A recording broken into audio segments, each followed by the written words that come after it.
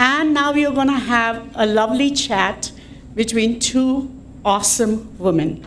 And it is my privilege and honor to introduce to you these two women. First, let me introduce to you Mahabanoo Mody Kotwal. Mahabanoo is trained as a microbiologist and geologist, but in her adult life took up her first passion, performance.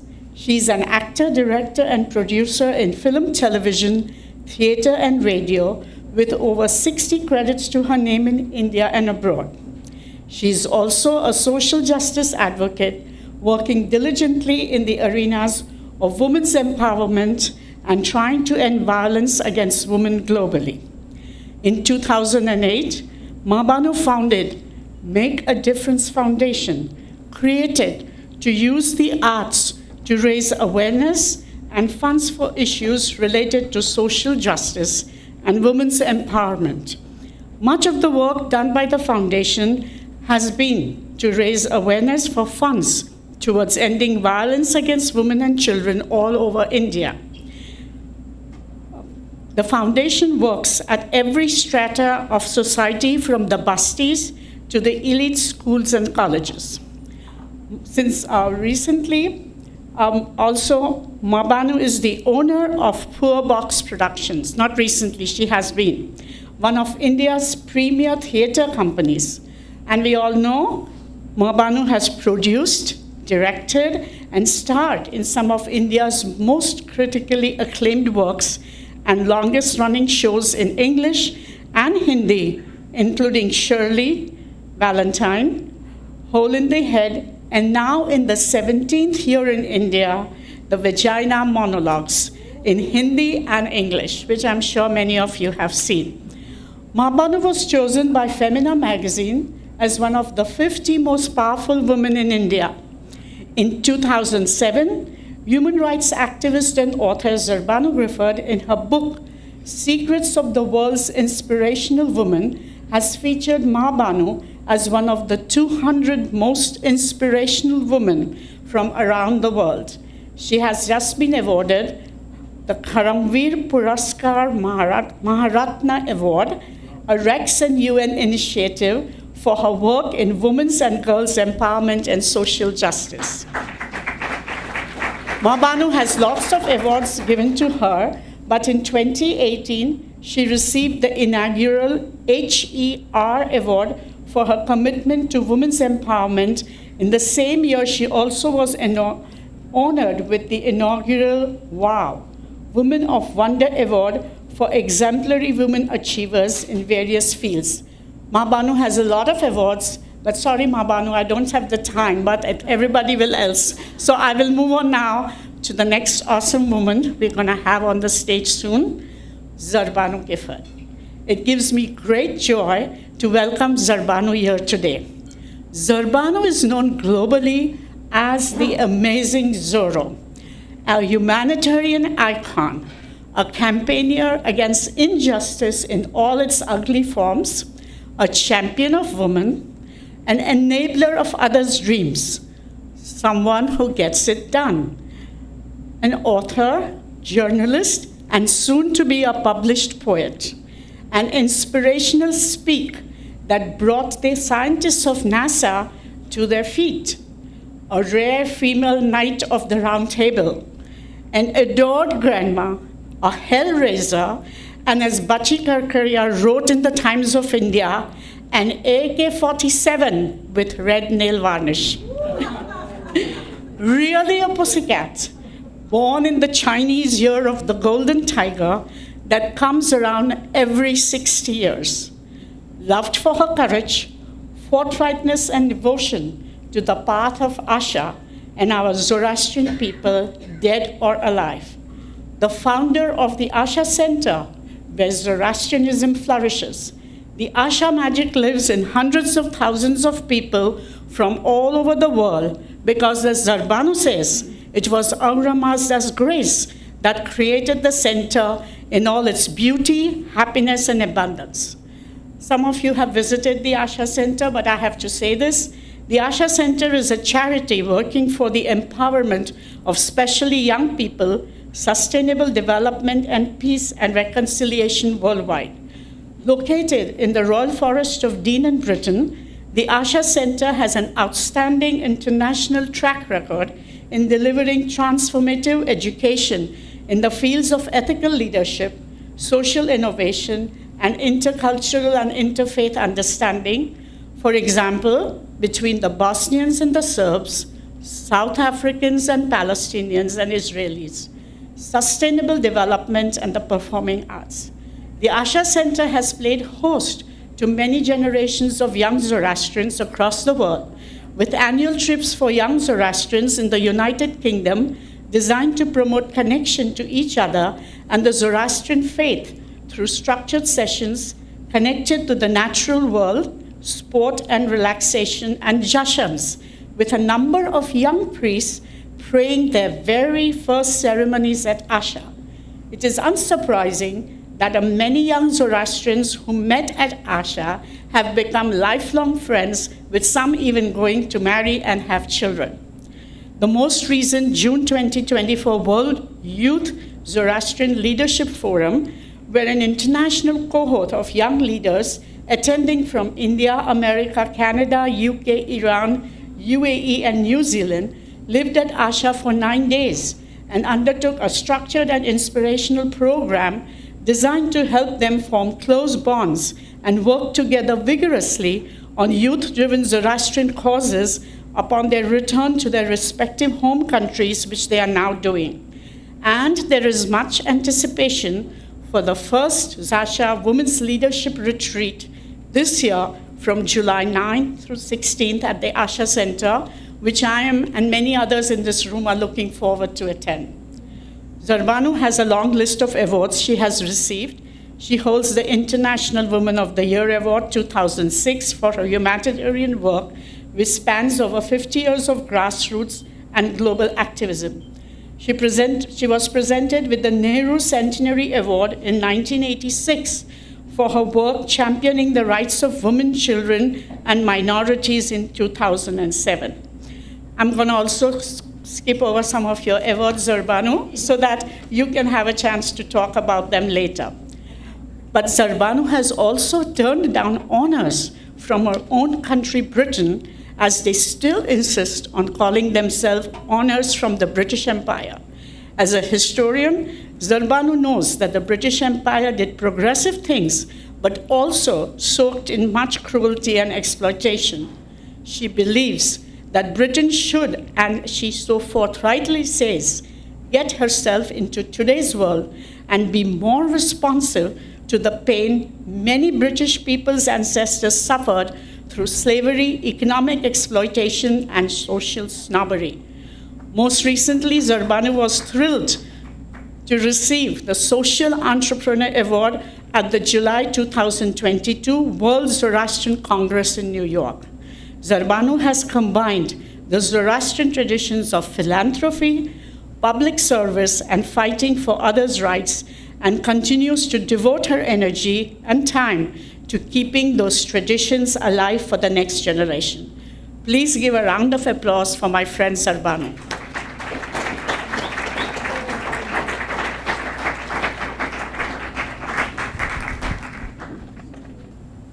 Good afternoon, everyone. The last time I spoke at a similar conclave, I was said to have ruffled some feathers. Don't worry, nothing like that is going to happen today. How could two people like Zerbanoo and I ever ruffle any feathers? I think it's imperative today, especially for the women gathered here, that what women are accused of as ruffling feathers is seen in men as being great leaders. It's time to leave that misogynistic track behind, especially as women rise further in the world of entrepreneurship. Nevertheless, I'm thrilled to be invited back here, and especially because I get to be with Zerbanoo, a woman I admire, respect, and love with all my heart. So without much ado, here's your first question, Zerbanoo. If you were to describe your life so far in only 5 words, what would you say?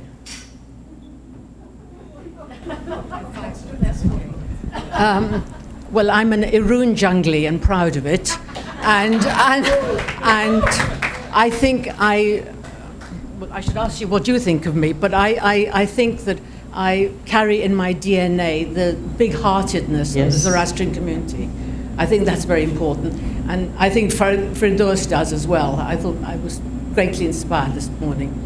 I think I'm very courageous. And I think Zoroastrians are very courageous, and probably my ancestors, they were remarkable how they kept their religion going in Iran. I often wonder why they did it. I could never understand, but I've got that in me from them. And I suppose in the press they called me the real McCoy, and I never knew what the real McCoy was. So I looked it up, and it might interest Canadians here.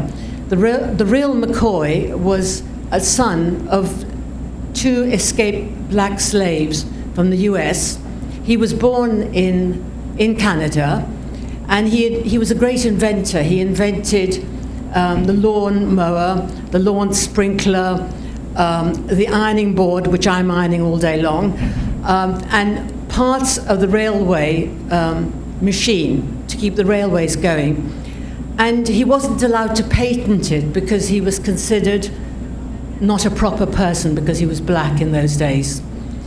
And when people used to go and buy parts for the machines, they would say, "We want the real McCoy." So I'm very proud to be the real McCoy. I'm a hellraiser, and I don't know. Whatever anybody wants to call me. But don't ruffle any feathers. I never ruffle feathers. Can you describe 2 or 3 moments in your life that were the turning points? All of us have turning points in our lives. What was yours? Or what were yours? Yes. I think my near-death experience was very important for me. I think that was a very clear watershed. I have a bleeding complaint. My parents are first cousins, so my grandmother had died of a disease which they didn't know in those days from bleeding, and it's called Glasman's thrombocytopenia, which I have. So I have this terrible bleeding, which is my cross. When I was 43, the year that my grandmother had died, I was taken into the Royal Free Hospital. They couldn't stop me hemorrhaging. And the doctors actually decided that the best thing was for me to go home and to die at home with my family. And of course, everybody turned up, Mummy, my husband, my sister. And I was in intense pain. I can't tell you the pain I was in. And they went on insisting at the hospital, the Royal Free Hospital was like Paddington Station. And I was unconscious with the pain. And a nurse turned up, and the nurse said, "Is this Zerbanoo Gifford?" And my mother turned around and said, "There's no other Zerbanoo Gifford in the world." And she said, "Okay." She said, "We're going to find her a room. Get out of my way." And the whole hospital, the whole of the Royal Free moved to get me a private room. And they couldn't get the blood to match my blood because there's only about 5 people in the world that have this kind of blood. And normally I give my blood and they use my own blood, but I've now got allergies to my own blood. And my hemoglobin went down to 2, so all the doctors here will tell you that that's death. And the doctors came and said that I had died, and could they operate on me immediately to remove all my organs? And I was totally unconscious. I said, "Take anything you want." But Mummy and my husband stopped it, and they said, "You cannot operate on her. She has to die, and then you can take it, but she must die first." And the experience I had there was quite remarkable. I felt as if I was being held in a chariot, and it was this divine being, and everybody said it must have been Krishna. And I was going into battle in a chariot, and I said, "I want to die," because I was in so much pain. And I just heard, "You haven't gone into battle yet." And then there was a miracle. I came alive. And they don't know what happened. The doctors don't know. They just said it was a miracle. And of course, I was in hospital for weeks on end, and I was at home for months on end. But I realized then that I hadn't gone into battle, and I had to wait and I had to be patient to know what I really had to do in life, because I wanted to do everything. And it was very important, and it was also very important to me that the person who really looked after me wasn't the doctors, it was the nurse. And the nurse knew me, I found out later, because when I was in politics, I was very adamant that young girls, especially young girls like her who were fostered and had no parents, should be given grants to do further education. And these politicians, they just cut grants. I mean, Firdaus will tell you, they just happily cut grants and don't care about the individual. It's a concept to them. And I fought for her, and I didn't really know her, and I hadn't met her, but I made sure that she went to medical school and she trained. Now, I had to wait 12 years, but as my mother says, as you sow, so shall you reap. And if it hadn't been for her, I would have been dead, because I would have gone home and bled to death. So I have a great fondness and an anxiousness to work for those that are fostered. And my husband and I recently, well, about 5 years ago, no, probably more than that, about 10 years ago, had bought a house near the Asher Centre, which we put aside for volunteers. So anybody who came from all over the world, young volunteers, used to live there. Now we don't have volunteers, young volunteers coming, because we no longer do European Union Erasmus Plus educational policy, which used to be, the Asher Centre was the main place in Europe for young people to come and do the Erasmus course. We were so popular. And we'd have this house for young people from all over the world coming to volunteer. And they were paid for by the European Union, which all stopped when Britain crazily Brexited. And we've now given this over as a centre where social workers and foster parents are trained on how to bring up foster children. And I always believe that you close the circle. You're always closing circles in life. So that to me was a very important thing that happened. And what was really important, which I forgot to tell you, was that when I was in that pain and I felt myself going forward in the chariot, I experienced all the unhappiness I'd caused people. I could actually feel it. And then I could feel all the happiness I'd given people. And I remember when I went home, I decided that I'm going to only give happiness to people, because I don't want to go through that experience again of actually witnessing the unhappiness I'd caused. So I can tell you that Zoroaster was right. There is heaven and hell, and you feel it, and there is a day of judgment, and I felt the judgment because I was clinically dead.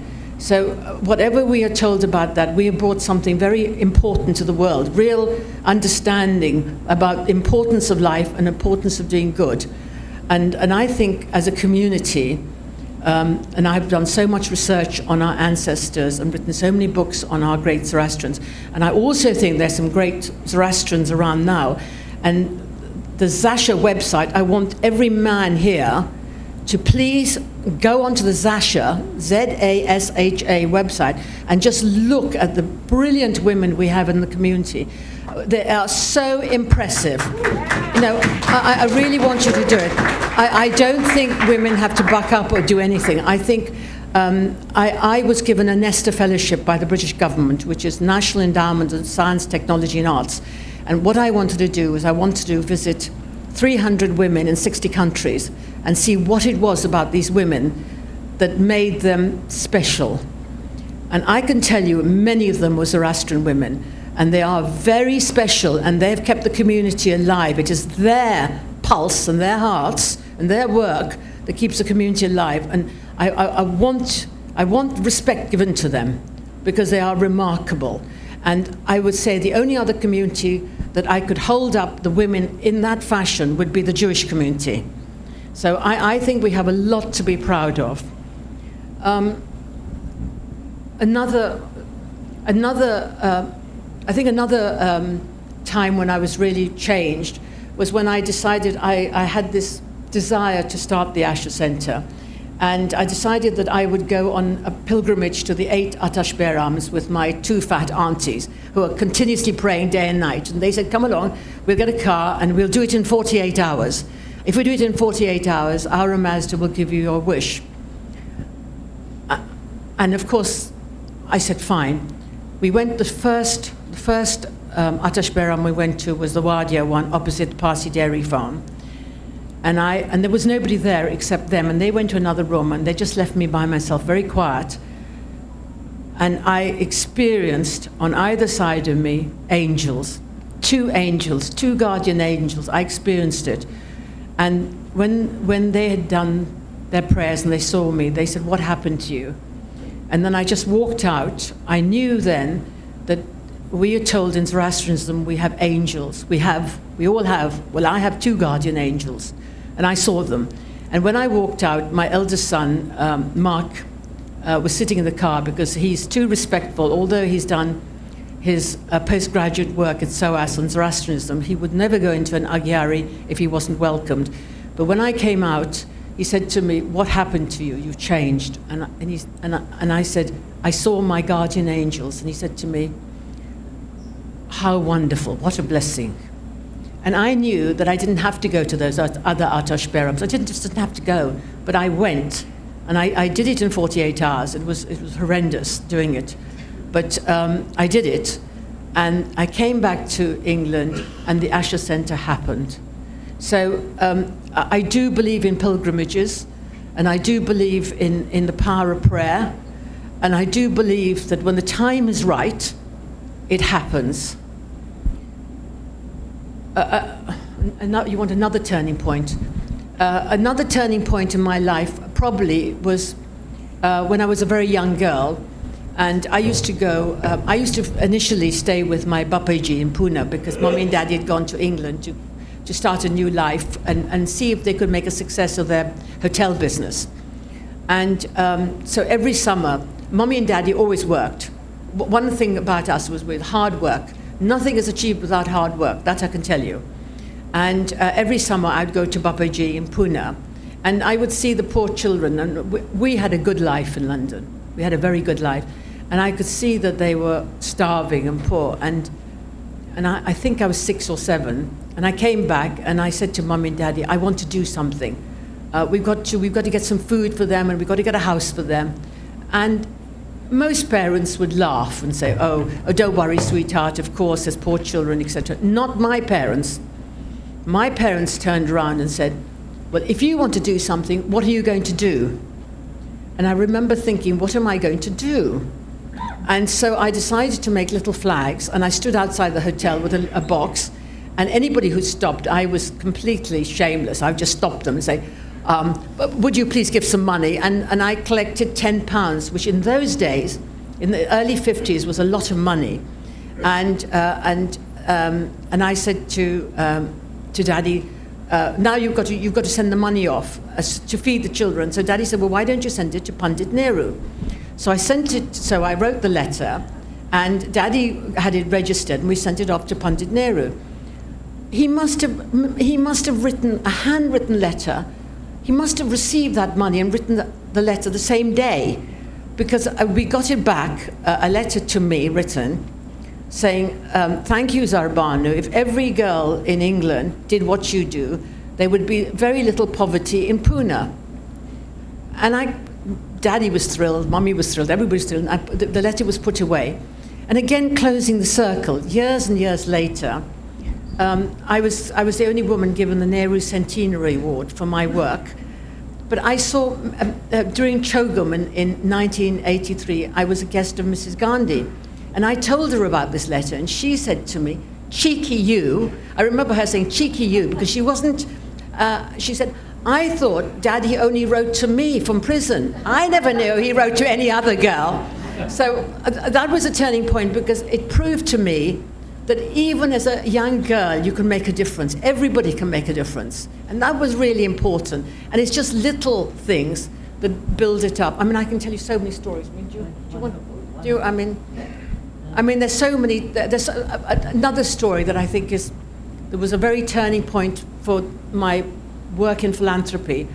I used to work with Father Fonseca, who used to be the chair of the children's for street children and railway children. He was a saint, a Catholic saint. And I used to collect money. I did presentations on television and a documentary and all sorts of things. and we'd got people used to, when I did the documentary on the work he was doing, I had so many people contacted the TV, the Beeb, that you know, sending money, that we were able to build a house for the street children. But more than that, the people who ran the ambulance service decided that they would send people every year to India to teach the street children how to do first aid, so they could look after themselves and you know, their peers. I went to the home when it was built, and I said to the street children, I said, I want to give you a present. What would you like? And they said, we want two presents, Mom. We want a television, which was easy, because I could order a television in Bombay. And the other was Lego. They wanted Lego. And I thought, well, where am I going to get Lego from? So anyway, I said, I promise you, if I give you my word, I never break my word. So I'll go to England and I'll get you the Lego. So when I got back to England, I thought, well, who am I going to get Lego from? It's so expensive. And so I decided I'm going to ring the chairman. So I rang up the chairman of Lego, and I explained who I was and what I wanted to do. And he said, oh, don't worry, the Lego will arrive. And I thought it'd be a box of Lego. Our entire garage was full of Lego boxes. I mean, massive, from there to there, full of Lego. And the reason I tell you this story was the kindness of people. When you ask people, everybody wants to be good and kind. They don't know how to do it. So I thought, my God, how am I going to take all this Lego to India? I haven't got the luggage. So I rang up Happy Minwala, which I think Aban knows him. He's from Karachi. And I said, and he at that time was working with Qatar Airlines. And he said to me, I'll ring the chairman of Qatar Airlines. You dress up, go and get around him, and he'll say yes, and he'll take your stuff for you.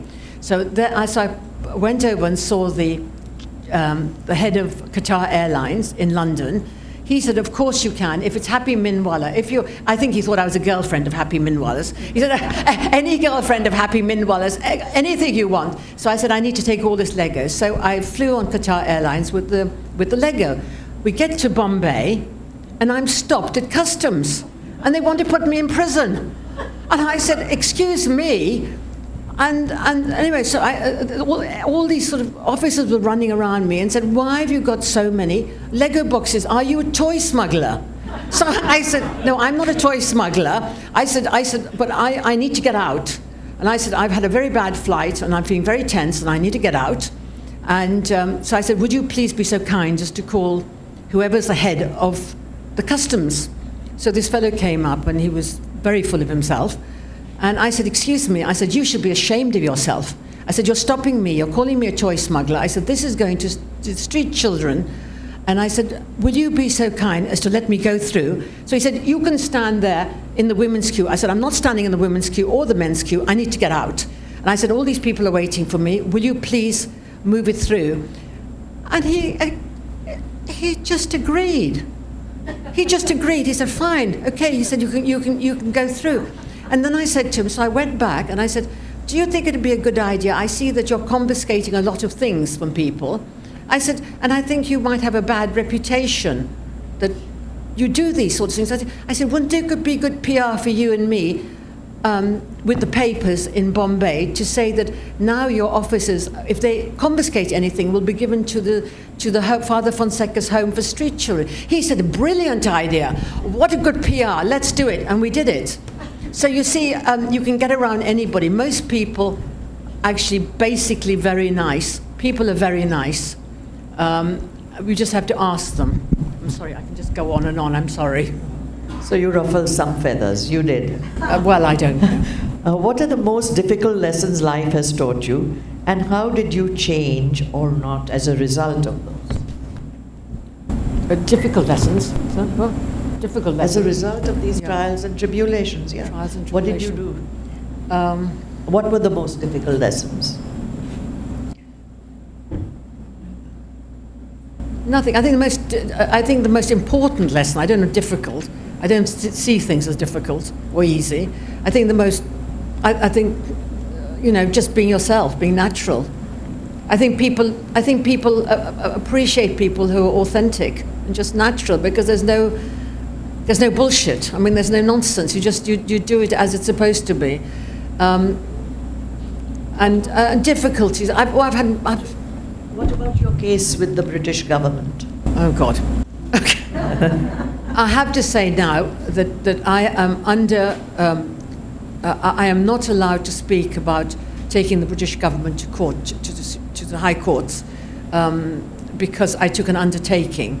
And I took the undertaking because I just wanted some peace of mind for myself, my husband, and all our supporters. But I did take the government because their attitude was disgusting during the millennium. They were obliged by law, lottery law, that so much money had to be given to women, so much money to the minorities, so much to the faith communities. And it was all really channeled into the Dome, which was a glory project for Mandelson.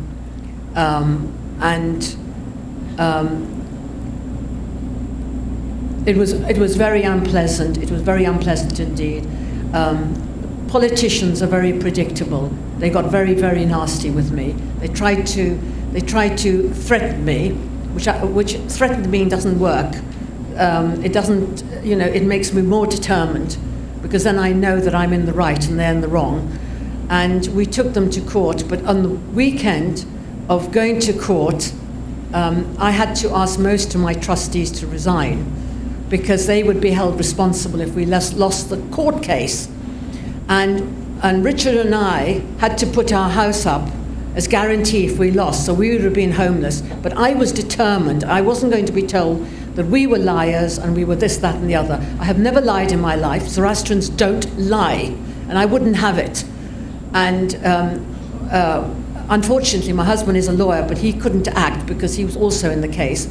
And we didn't know who to go to, so we went to the biggest law firm, one of the biggest law firms in the world, Clifford Chance. And by chance, I had been a trustee of an organization called, that was working for whistleblowers. And he was the chairman of it, and so I contacted him, and he said, I will take it on, no win, no fee. And I said, if I win, you're going to make millions of pounds against the government. And he said, I'm not stupid, Zerbanoo. And we went to court, and it was 4 days. And on the fourth day, which is Sai Baba's day, on the Thursday, I saw Sai Baba sitting behind the judge. And the head of the civil service that had given evidence against me came past and looked at me and said, you have to forgive me. And he was in the box, and he stood up and he was cross-examined, and he said, did Mrs. Gifford lie to you? And he said, she never lied to me. He said, I lied. He said, I swore the affidavit because I was worried about my job. And he said, I feel so ashamed of myself. He said, I am resigning from the civil service. And he said, I believe in her credibility, and I believe that she will build the Asher Centre, and it will happen. And it stopped immediately. The case stopped, but I had to take an undertaking to the court that if the judge, Lord Neuberger, put an end to the case and said I had won, then we wouldn't go public, we wouldn't go to the press. Now, I, being a press person, knew that you get press coverage for a day or two, and then the press forgets you. And I thought, is this worth it? This is not worth it. We've won the case, and we need to be mature. So I said, fine. And that was the end of it. That was very traumatic. It was 2 years leading up to the case, and I would recommend nobody goes to court. Court is a gamble, and it was terrible. And I aged, we all aged very badly. And then things went on. But it showed me that there are dark forces that work in the world as well as the light forces. So in Zoroastrianism, that's also right. There are demons, and people get demons who can be very good. They certainly have demons in them where they want to put people down, and they certainly want to put down women. I don't know why, but they don't realize that women have great strength in them, and they see things through. And I was very proud, and it was very interesting because when we won the case, they had to produce all the cabinet papers on me, And it was really fascinating to read what they'd said about me. And that's what you should have read, what they thought about me. And that's much more interesting, what other people think about you than you think about yourself. And that was quite interesting. And it said at the end, don't mess with Zerbanoo Gifford in the cabinet papers, and that's there forever. So, I mean, and I think that comes from, you know, you could say I'm a Jabri, but I think it comes from our guts. I think it comes from our guts. We kept our religion going, and I'm often asked, Dolly, I'm sure Dolly's also asked in interfaith meetings, you know, how do you keep going? You're such a small faith, what is it? It's because I think we know that in our DNA, we have something very, very important that we're keeping alive.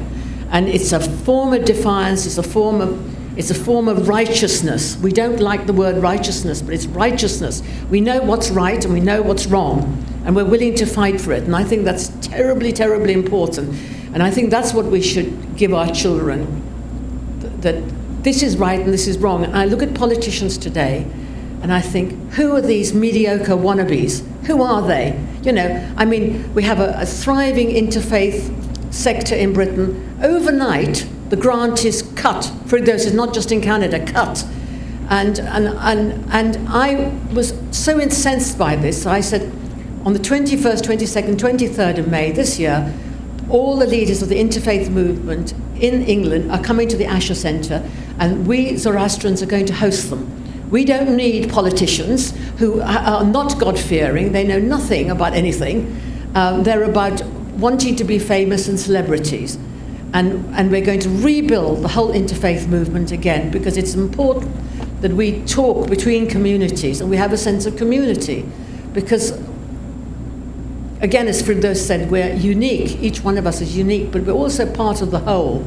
And I think that's really important. And I think we're told that we choose our families and our community, and I'm very pleased to have chosen my family. I come from a fantastic family, and I'm very pleased I chose this community, because I look at what we do quietly, and it's remarkable. It's really remarkable, and we should be very proud of ourselves. We're very small, but we make a huge impact. And when I was in politics, you might be interested to know that if every door I knocked on of Indians, not English, but Indians, and they would ask me, you know, and I'd say, I'm a Zoroastrian Parsi. They say, oh, they knew a Parsi bank manager, they knew a Parsi this, they knew a Parsi that, some charity, and everybody had a good word to say. And even when I saw English people who had been to India in the 60s as hippies, they all knew the Parsis. And even the people, you know, in the British Raj that had gone home, they knew the Parsis. So you see, your good works have a huge impact. And we don't know, as Firdaus again said, we don't know the impact we make. We don't know, but we do make an impact, and it's really important. What have been the guiding principles by which you have lived your life? Oh, you must have some. I think it's the path of Asher. You know, it's righteousness, and it's a very unpopular word, righteousness. You daren't say righteousness. You know, people think, who's this old-fashioned, fuddy-duddy woman? But it's righteousness, knowing what is right and what is wrong, and doing it. And I think that's it. And I think being big-hearted and being kind to people. I mean, I think it's very important to be kind to yourself. I think there's a lot. One of the things when I was interviewing all these 300 women, including yourself, Clamapus, from 60 countries that I went to, I felt a lot of them, when they were young, didn't have confidence, and I think it's really important to build that confidence in your children, and to allow them to, you know, do what they want to do and to express themselves. So I think that's important, and I think being kind to other people. I think there's nothing like kindness, and being kind to our planet. I mean, God, I see these people. What are they doing? I mean, what are they doing? I mean, they're crucifying Mother Nature. They're mad, you know. And the repercussions are, you know, people have got asthma, people ill. At Asher, we have every Monday night We have a huge fire pit. Every Monday night, Alcoholics Anonymous come from 8 counties to Asher to stop drinking. I mean, there's a drinking epidemic. We have courses where we try and get people off drugs, young people off drugs. It's an epidemic. They have no purpose. They're so unhappy. They're all so unhappy, and it's an escape. And we try to show them that there's more to life than taking these horrible things. As we are living in times when crony capitalism and oligarchy are creating massive disruptions in communities and ways of life all over the world. Do you agree, and can you share how you see these things affecting the world and people around you? Well, I don't think I have to say much. I think you can all see the repercussions of what's going on in the world at the moment. I mean, I don't think Trump knows what's right or wrong, and I think he's caused chaos.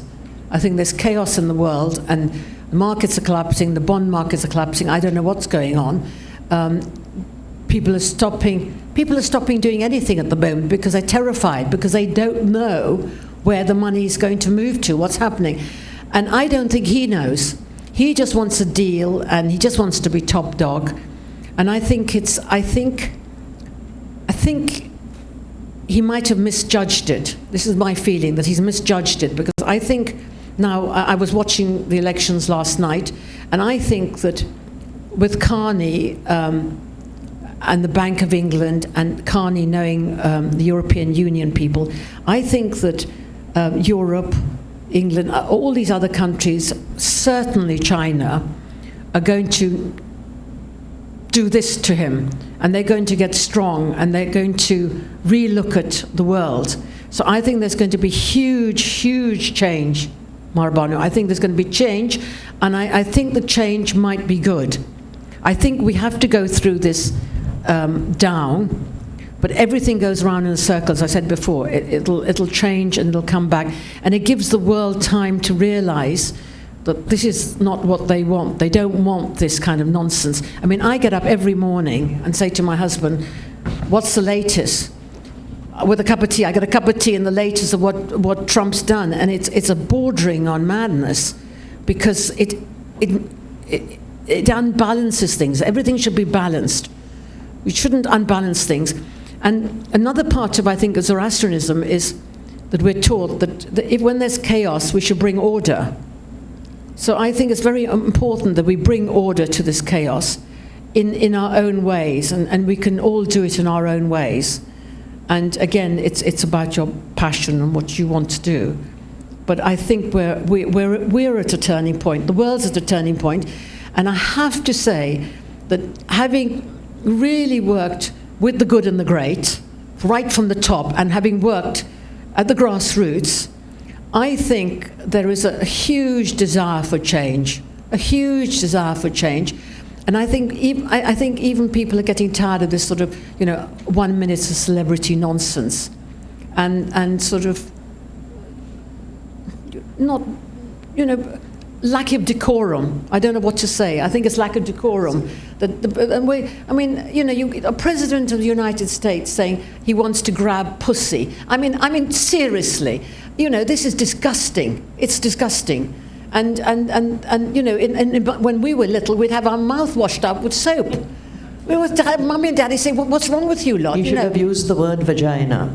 Oh, vagina, of course. I don't know if he was talking about the vagina. I don't think the vagina is so exciting. But anyway, I mean, it's disgusting, and these people need to be called out. They need to be called out, and it's because people are poor and not succeeding. Helpless. They're helpless, and they think that he's very credible in the sense that he's physically strong, and he's a strong man. And I have to admire the way that he worked for 4 years to get re-elected. I mean, when you go on the campaign trail, and I've been on the campaign trail, I tell you, after 6 weeks, you have a nervous breakdown. You're exhausted. You're physically exhausted. So the man is strong. He knows what he wants. He's very focused. Nobody's going to get in his way. I don't think he's a good judge of character. I don't think he's a very good judge of character, because the people he has around him are not substantial people. So I think that's very worrying, because I think you judge a person by the people that are around them. So I think the world's in a very, very bad way. In this era of toxic capitalism, which I feel is deeply connected to toxic masculinity, what roles does empathy have to play in pulling us back from the brink? Why is empathy a necessary quality in not just the businesses of the future, but also our overall way of thinking and living? Well, I mean, I think empathy is everything. Empathy is very important. I forgot to tell you in the Lego story, when I took the Lego boxes to the children, they'd got their television. It was wonderful to see them playing with Lego, because you can make something, break it, remake it, and a whole group of you can do it together. It's not like giving a doll to a child. But one of the girls came up to me and said, "Do you know my name?" And I said, "No, I don't know your name." And she said, "You know, people bring us presents, but they don't really want to, they don't know our names, they don't really care." So I said, "What's your name?" And she said, "My name is Poonam." So I said, "Poonam, I won't forget your name, I promise you." And I said, "You taught me a very important lesson, Poonam, that I deal with a lot of people who work in human rights, and human rights is a issue for them. It's human rights. I'm a human rights lawyer. I'm a human rights this, that, and the other. I'm a humanitarian." But they don't relate that back to the individual and the individual's name. And she taught me a very important lesson. It was very moving for me, because however many boxes of Lego I bought her, what she wanted to know was that I knew her name and I cared for her. And that was, to me, a very important lesson. Sorry, I don't know what your question was. No, why is empathy a necessary quality for coexisting with? Of course, empathy is everything. Empathy is everything. You've got to be empathetic to other people, because if you can't put yourself in their situation, how can you understand their suffering or their joy or anything? How can you understand it? You have to have empathy. And it should be in everybody's dictionary. Totally. What are the qualities you look for in a leader? Oh, God. Who do you see as the great leaders of today? I wouldn't cross the road to see anybody, okay? Just in case you think I would. Great leaders. But kindness, what are the qualities you would look for in a leader? Well, I think a leader is somebody that inspires others to be great. That's what I think a leader is. Not somebody who gets up and says, "I'm a leader." Well, who gives tuppence? I think the quality of leadership is about, I mean, we teach leadership, and I've stopped it, because I'm sick of leaders, and everybody wants to be a leader. It's empathy, of course. It's about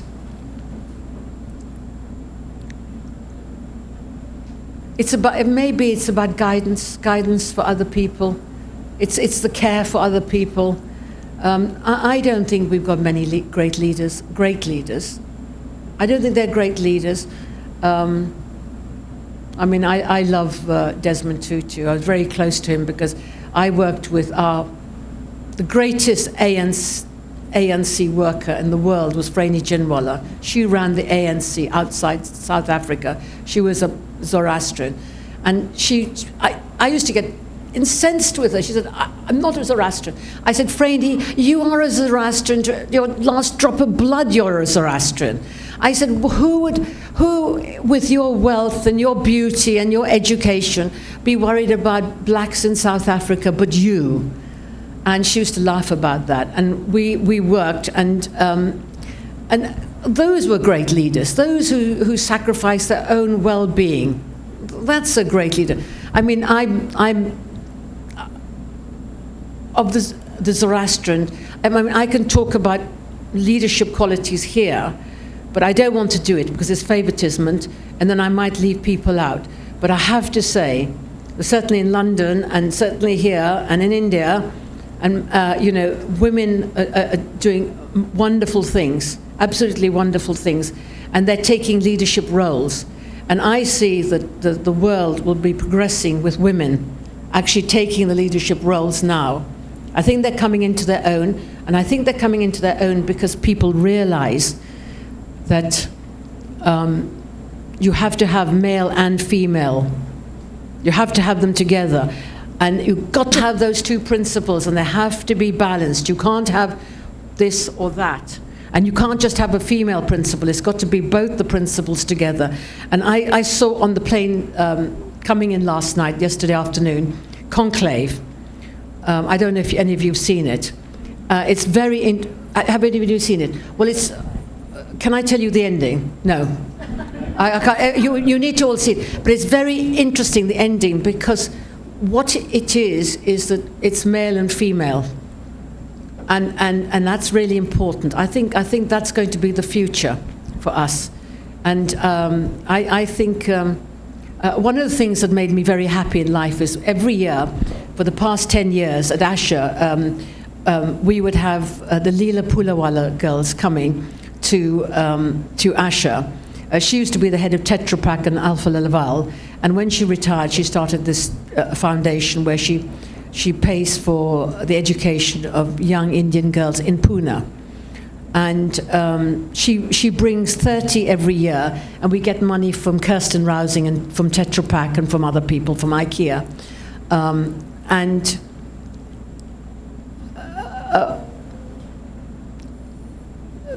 You can see when the girls first come to Asher, they're poor girls who are educated, but they're so meek and mild. They won't even look like this.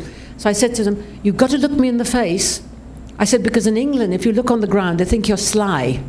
I said, "Please look at me in the face." And I said, "Please," I said, "by the time you finish after 3 weeks, I want each one of you to go back to your villages and to transform your villages." I said, "That's why we've invested in you." And I went back about 5 years ago, and they had a big, function where they, Indian style, give you presents and you speak and all the rest of it. And one of the fathers got up and he said, "I can't thank you enough." And the Asher Center, he says, "I never made a bed in my life." He said, "I have to tidy up my own room and take my cups and saucers to be washed, and I have to help in the cooking, and I do everything." And then another father suddenly jumped up and said, "I have to thank you," because he said, "When my daughter was born, I wept so much. We really didn't want her. We wanted to kill her because we couldn't afford her." And he said, "Now," he said, "everybody, as I walked down the road, said, 'Your daughter went to Vela. Your daughter did this. Your daughter did that.'" And he said, "I'm so proud." He said, "I'm so proud I had a girl." And that, to me, I think is absolutely wonderful. And I would say we invest in and we invest in young people. I mean, I'm sick to teeth of hearing politicians talk about investing in young people, and then they do everything to take away grants, everything to take away centres where they can go to and they can enjoy themselves. It's all. So I think if you invest in our young Zoroastrians, you'll be. I mean, we have them at Asher, and they're fabulous. I mean, really, you can't have a better group of people. I mean, they're all competitive. They're all going to be successful, and they have a bond between themselves, which is fabulous to look at. I don't know if I've answered it. One of the reasons I and many others admire and respect you is because you have shattered so many glass ceilings and paved the way for so many other women and people of South Asian descent. Can you share how you felt then as you made those breakthroughs, and how do you feel about that now? I don't think I've shattered any ceilings, concrete or otherwise. I think it's all nonsense. And I'm not very happy with women that talk about breaking a concrete ceiling. I'm interested in opening doors for people. I want to open every single door that other people can walk through and make a success of their life. I'm a buddhi, I'm on the way out. And if I can see people who are going to do well and really succeed, that to me is breaking all boundaries. How do you feel about it now? I feel about it. Well, of course, when you become the first in something, you're very pleased. It's lovely. It's great, but it's all very temporary. I mean, we're all going to be with our, we're all going to be 6 foot under, and I mean, who you're remembered by people you're kind to, and your family and your community, and then in 3 or 4 generations it passes. you know, I mean, it's not important. Can you name a few women who you admire, and why do you do that? And what role later on? Do we have time? You've had is it wind up time? It's wind up time? Yeah. Okay. So if you I won't, I refuse to say which women. No, but if you were to invite 6 women to your dinner table, I who don't will mind. you invite? Oh, well, I'd invite, As a last question. Okay, last question. 6 women. The Virgin Mary, because I always want to know, was Jesus a naughty boy? I've always asked this to Christians. Was he a naughty boy? I would like to invite, I'd like to invite Rose Kennedy. I find her a very interesting woman. She was married to a serial adulterer who was a bootlegger, who is a Hitler fanatic, and she had to go, she had a strong faith, Catholic faith, and she had to go through seeing 2 of her sons assassinated, 2 children dying in aeroplane flights, 1 daughter horribly brain mutilated and died, a son that didn't have the courage to go back and save a woman that was drowning.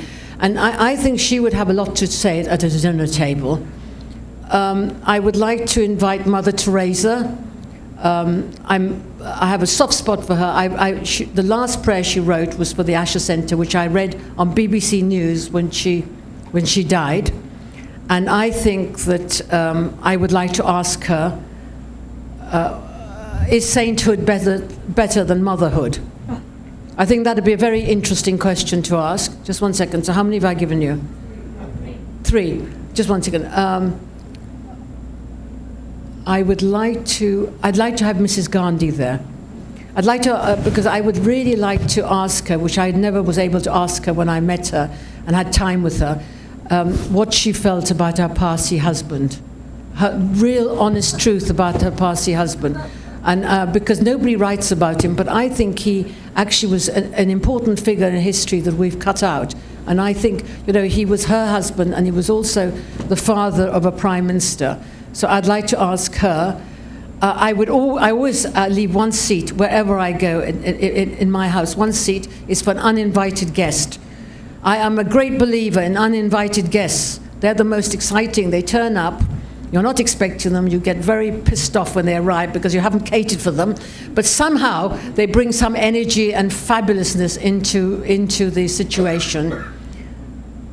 And I suppose I would like to invite. I think maybe I'd like to invite Mrs. Karma. I'd like to invite Mrs. Karma because I think I want to write a book on her. I think she's very interesting. Yes. I think she's a very interesting woman. I think it's very interesting that she had such an unhappy life, and yet her portrait is up in the Indian Parliament, Lok Sabha. And I think that she was treated very badly by the British government, the imperial government. And I think she was treated very badly by our Zoroastrian community. I think they shunned her. And I think that I think she would have great stories. And of course, she worked for my hero, Dadabai Nauroji. She was in his campaign, so she would have tales to tell me about Dadabai, who I love. Okay, last question. Describe the rest of your life in 5 words. 5. Preparing to meet my maker. Preparing to meet my maker. That's it. Thank you.